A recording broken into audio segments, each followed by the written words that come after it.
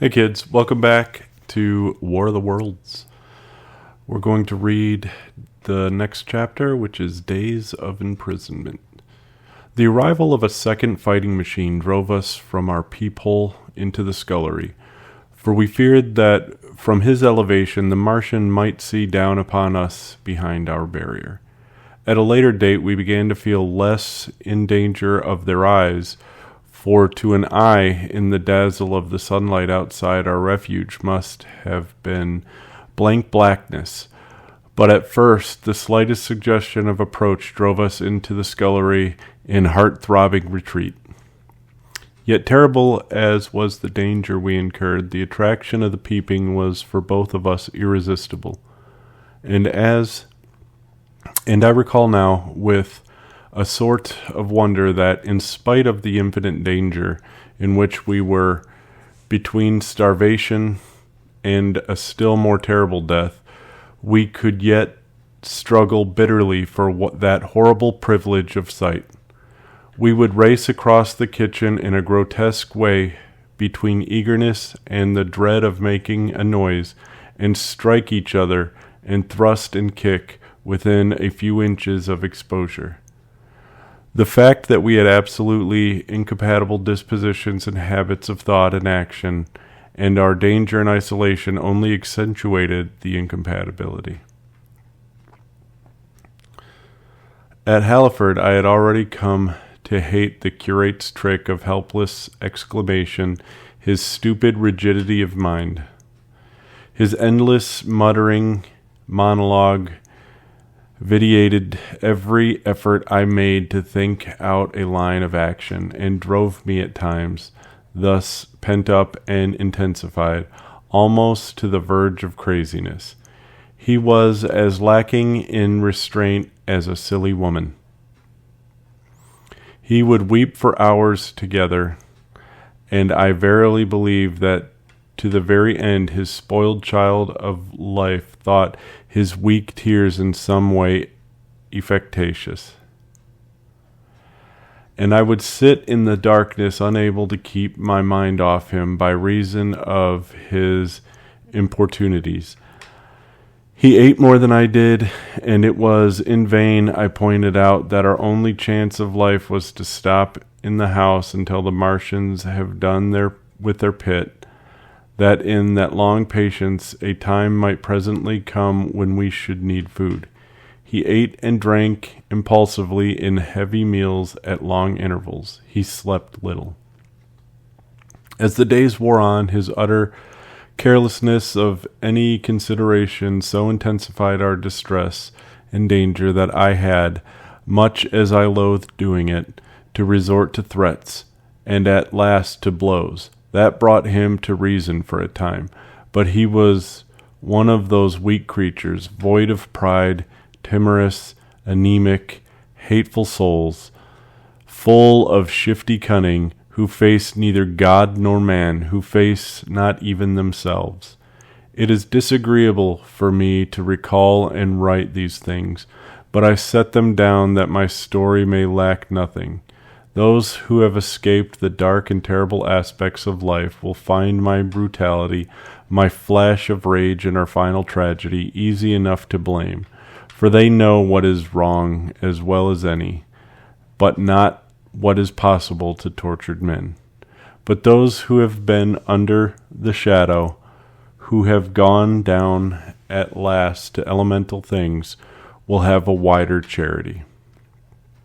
And while within we fought out our dark, dim contest of whispers, snatch food and drink, and gripping hands and blows, without, in the pitiless sunlight of that terrible June, was the strange wonder, the unfamiliar routine of the Martians in the pit. Let me return to those first new experiences of mine. After a long time I ventured back into the peephole, to find that the newcomers had been reinforced by the occupants of no fewer than 3 of the fighting machines. These last had brought with them certain fresh appliances that stood in an orderly manner about the cylinder. The second handling machine was now completed, and was busied in serving one of the novel contrivances that the big machine had brought. This was a body resembling a milk can in its general form, above which oscillated a pear-shaped receptacle, and from which a stream of white powder flowed into a circular basin below.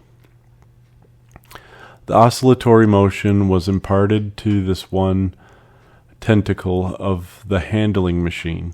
With two spatulate hands, the handling machine was digging out and flinging masses of clay into the pear-shaped receptacle above, while with another arm it periodically opened a door and removed rusty and blackened clinkers from the middle part of the machine.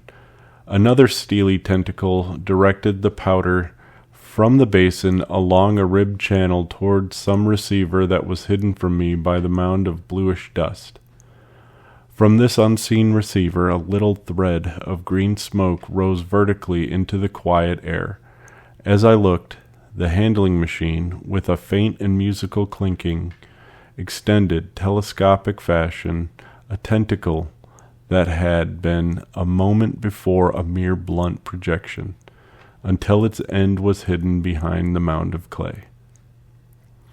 In another second it had lifted a bar of white aluminum into sight, untarnished as yet and shining dazzlingly, and deposited it in a growing stack of bars that stood at the side of the pit.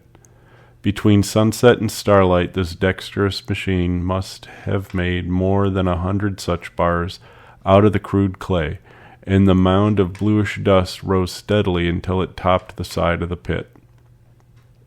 The contrast between the swift and complex movement of these contrivances and the inert, panting clumsiness of their masters was acute, and for days I had to tell myself repeatedly that these latter were indeed the living of the two things.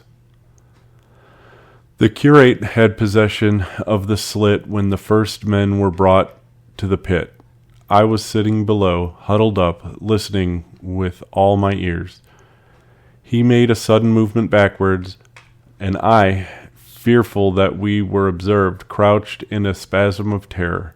He came sliding down the rubbish and crept beside me in the darkness, inarticulate, gesticulating, and for a moment I shared his panic. His gesture suggested a resignation of the slit, and after a little while my curiosity gave me courage, and I rose up, stepped across him, and clambered up to it. At first I could see no reason for his frantic behavior. The twilight had now come, the stars were little and faint, but the pit was illuminated by the flickering green fire that came from the aluminum making. The whole picture was a flickering scheme of green gleams and shifting rusty black shadows, strangely trying to the eyes. Over and through it all went the bats, heeding it not at all. The sprawling Martians were no longer to be seen. The mound of blue-green powder had risen to cover them from sight, and a fighting machine, with its legs contracted, crumpled, and abbreviated, stood across the corner of the pit. And then, amid the clangor of the machinery, came a drifting suspicion of human voices that I entertained at first only to dismiss. I crouched, watching this fighting machine closely, satisfying myself now for the first time that the hood did indeed contain a Martian. As the green flames lifted, I could see the oily gleam of his integument and the brightness of his eyes. And suddenly I heard a yell, and saw a long tentacle reaching over the shoulder of the machine to the little cage that hunched upon its back. Then something struggling violently, was lifted high against the sky, a black, vague enigma against the starlight. And as this black object came down again, I saw by the green brightness that it was a man. For an instant he was clearly visible. He was a stout, ruddy, middle-aged man, well-dressed. 3 days before, he must have been walking the world, a man of considerable consequence. I could see his staring eyes and gleams of light on his studs and watch chain. He vanished behind the mound, and for a moment there was silence, and then began a shrieking and sustained and cheerful hooting from the Martians. I slid down the rubbish, struggled to my feet, clapped my hands over my ears, and bolted into the scullery. The curate, who had been crouching silently with his arms over his head, looked up as I passed, cried out quite loudly at my desertion of him, and came running after me. That night, as we lurked in the scullery, balanced between our horror and the terrible fascination this peeping had, although I felt an urgent need of action, I tried in vain to conceive some plan of escape. But afterwards, during the second day, I was able to consider our position with great clearness. The curate, I found, was quite incapable of discussion. This new and culminating atrocity had robbed him of all vestiges of reason or forethought. Practically, he had already sunk to the level of an animal. But as the saying goes, I gripped myself with both hands. It grew upon my mind, once I could face the facts, that terrible as our position was, there was as yet no justification for absolute despair. Our chief chance lay in the possibility of the Martians making the pit nothing more than a temporary encampment. Or even if they kept it permanently, they might not consider it necessary to guard it, and a chance of escape might be afforded us. I also weighed very carefully the possibility of our digging a way out in a direction away from the pit, but the chances of our emerging within sight of some sentinel fighting machine seemed at first too great, and I should have had to do all the digging myself. The curate would certainly have failed me. It was on the third day, if my memory serves me right, that I saw the lad killed. It was the only occasion on which I actually saw the Martians feed. After that experience, I avoided the hole in the wall for the better part of a day. I went into the scullery, removed the door, and spent some hours digging with my hatchet as silently as possible. But when I had made a hole about a couple of feet deep, the loose earth collapsed noisily, and I did not dare continue. I lost heart, and lay down on the scullery floor for a long time, having no spirit even to move. And after that I abandoned altogether the idea of escaping by excavation. It says much for the impression the Martians had made upon me that at first I entertained little or no hope of our escape being brought by their overthrow through any human effort. But on the fourth or fifth night I heard a sound like heavy guns. It was very late in the night, and the moon was shining brightly. The Martians had taken away the excavating machine, and, save for a fighting machine that stood in the remoter bank of the pit, and a handling machine that was buried out of my sight in the corner of the pit immediately beneath my peephole, the place was deserted by them. Except for the pale glow from the handling machine and the bars and patches of white moonlight, the pit was in darkness, and, except for the clinking of the handling machine, quite still. That night was a beautiful serenity. Save for one planet, the moon seemed to have the sky to herself. I heard a dog howling, and that familiar sound it was that made me listen. Then I heard quite distinctly a booming exactly like the sound of great guns. 6 distinct reports I counted, and after a long interval 6 again, and that was all. The death of the curate. It was on the 6th day of our imprisonment that I peeped for the last time, and presently found myself alone. Instead of keeping close to me and trying to oust me from the slit, the curate had gone back into the scullery.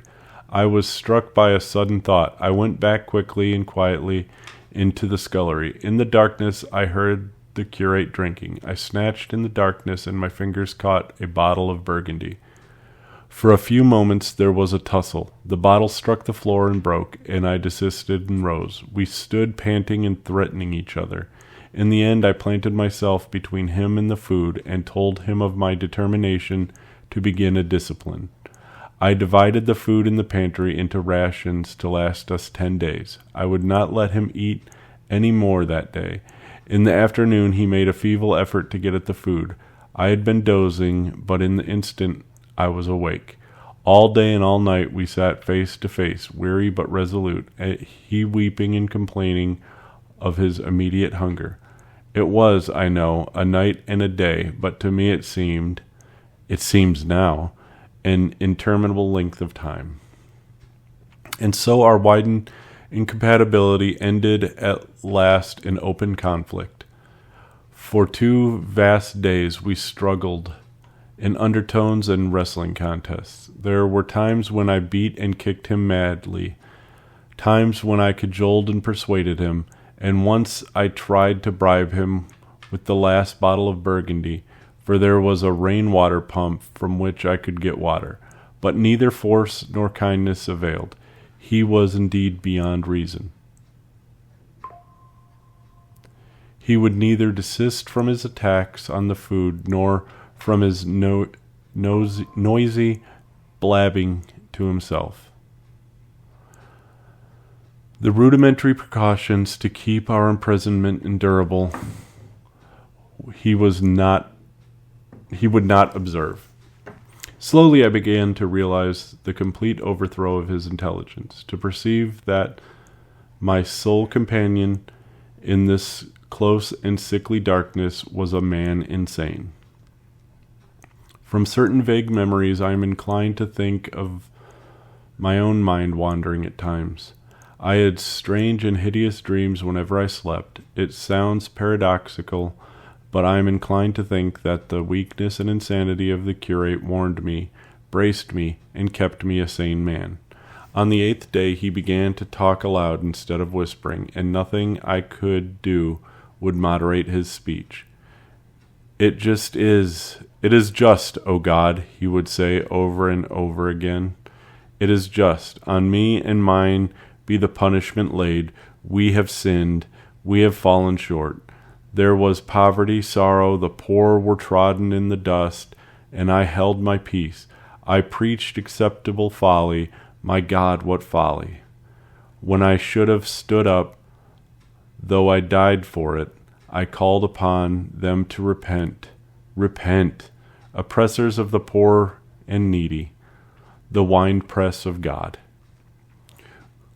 Then he would suddenly revert to the matter of the food I withheld from him, praying, begging, weeping, at last threatening.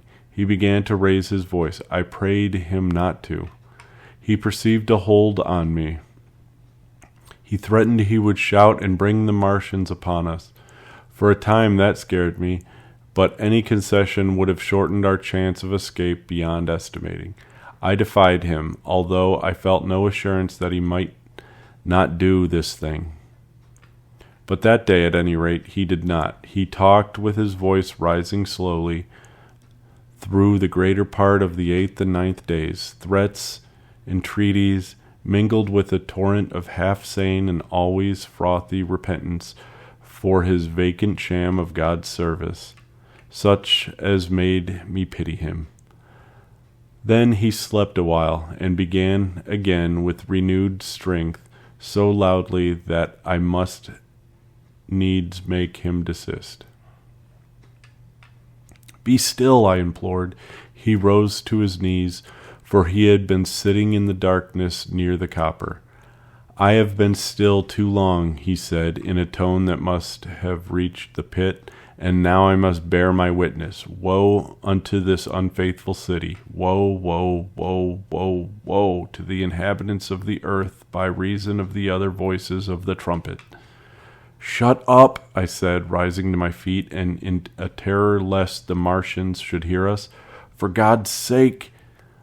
Nay, shouted the curate at the top of his voice, standing likewise and extending his arms. Speak, the word of the Lord is upon me.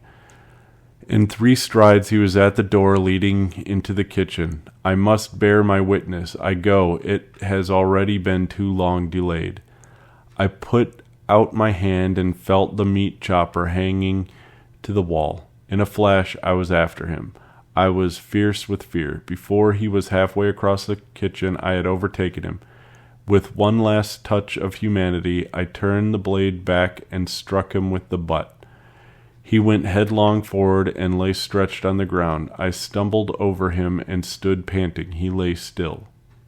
Suddenly I heard a noise without, the run and smash of slipping plaster, and the triangular aperture in the wall was darkened.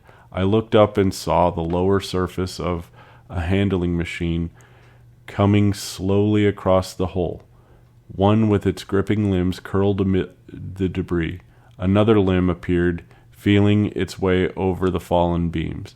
I stood petrified, staring. Then I saw through a sort of glass plate near the edge of the body of the face, as we may call it, and the large dark eyes of a Martian, peering, and then a long metallic snake of tentacle came feeling slowly through the hole. I turned by an effort, stumbled over the curate, and stopped at the scullery door. The tentacle was now some ways 2 yards or more in the room, and twisting and turning with queer sudden movements this way and that.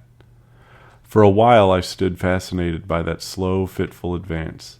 Then, with a faint, hoarse cry, I forced myself across the scullery. I trembled violently. I could scarcely stand upright. I opened the door of the coal cellar and stood there in the darkness, staring at the faintly lit doorway into the kitchen and listening. Had the Martian seen me? What was it doing now? Something was moving to and fro there, very quietly. Every now and then it tapped against the wall or started on its movements with a faint metallic ringing, like the movements of keys on a split ring. Then a heavy body, I knew too well what, was dragged across the floor of the kitchen towards the opening. Irresistibly attracted, I crept to the door and peeped into the kitchen. In the triangle of bright outer sunlight I saw the Martian in its briarus of a handling machine, scrutinizing the curate's head. I thought at once that it would infer my presence from the mark of the blow I had given him. I crept back to the coal cellar, shut the door, and began to cover myself up as much as I could, and as noiselessly as possible in the darkness, among the firewood and coal therein. Every now and then I paused, rigid, to hear if the Martian had thrust its tentacles through the opening again. Then the faint metallic jingle returned. I traced it slowly, feeling over the kitchen. Presently I heard it nearer, in the scullery, as I judged. I thought that its length might be insufficient to reach me. I prayed copiously. It passed, scraping faintly across the cellar door. An age of almost intolerable suspense intervened. Then I heard it fumbling at the latch. It had found the door. The Martians understood doors. It worried at the catch for a minute, perhaps, and the door opened. In the darkness I could just see the thing, like an elephant's trunk more than anything else, waving towards me and touching and examining the wall, coals, wood, and ceiling. It was like a black worm swaying its blind head to and fro. Once even it touched the heel of my boot. I was on the verge of screaming. I bit my hand. For a time the tentacle was silent. I could have fancied it had been withdrawn. Presently, with an abrupt click, it gripped something. I thought it had me, and seemed to go out of the cellar again. For a minute I was not sure. Apparently it had taken a lump of coal to examine. I seized the opportunity of slightly shifting my position, which had become cramped, and then listened. I listened passionately. I whispered passionate prayers for safety. Then I heard the slow, deliberate sound creeping towards me again. Slowly it drew near, scratching against the walls and tapping the furniture. While I was still doubtful, it rapped smartly against the cellar door and closed it.